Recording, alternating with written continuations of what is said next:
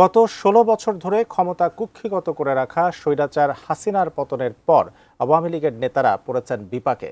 আওয়ামী লীগ আমলে দুর্নীতি, চাঁদাবাজি, প্রভাব খাটিয়ে করা ব্যবসা বাণিজ্য রেখে পালাতে হয়েছে দেশ ছেড়ে।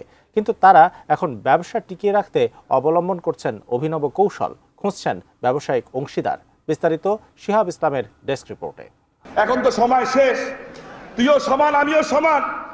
24 তারিখের পরে আসো, খেলবো, খেলা হবে, খেলা হবে।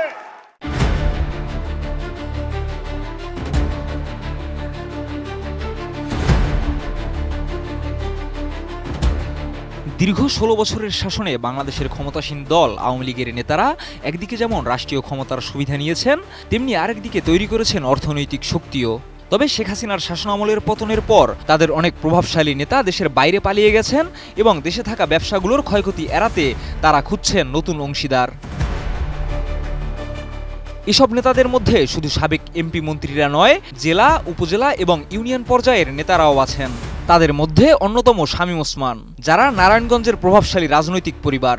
তাদের ব্যবসা ৫,০০০ কোটি টাকারও বেশি, যার মধ্যে রয়েছে গার্মেন্টস, শিপিং, পরিবহন ও আবাসন খাত। সঠিক প্যাড আর সঠিক তথ্য দিয়ে এসব সামলে নিব এক হয়ে। Monalisa sanitary napkin.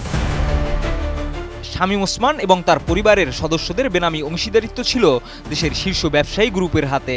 কিন্তু এখন তারা নতুন অংশীদার খুঁজছেন এবং এর মধ্যে বিএনপির কেন্দ্রীয় নির্বাহী কমিটির এক সদস্য তাদের নতুন অংশীদারও হয়েছেন। এমনকি শামীম ওসমান পরিবারের মালিকানাধীন সম্পত্তির দেখাশোনাও করছেন সেই বিএনপি নেতা। তিনি আগে শামীম ওসমানের গুলশানের বাড়িতে ভাড়া থাকতেন।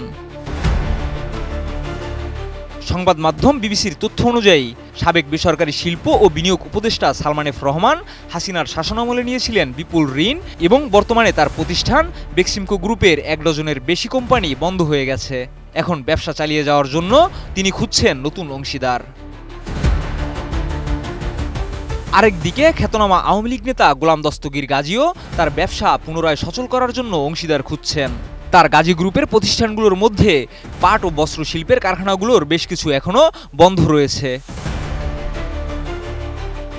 এদিকে আওয়ামী লীগের যুগ্ম সাধারণ সম্পাদক হাসান মাহমুদও তার পরিবারের মাধ্যমে ব্যবসা পরিচালনা করছেন। চট্টগ্রাম বন্দরের শিপ হ্যান্ডেলিং এবং ফিশিং ট্রলারের মালিকানা রয়েছে তার পরিবারের, এবং তারা স্থানীয় বিএনপি নেতাদের সহযোগিতা নিচ্ছেন, এমন অভিযোগের বার্তা দিয়েছে সংবাদ মাধ্যম বিবিসি।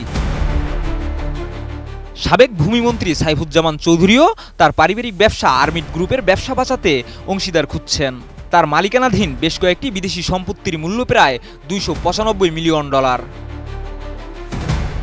আওয়ামী লীগের যারা সরকার পতনের পর পালিয়ে গেছেন, তারা তাদের ব্যবসায়িক ক্ষতি কমিয়ে নতুন অংশীদারদের মাধ্যমে এসব প্রতিষ্ঠান টিকিয়ে রাখতে চান।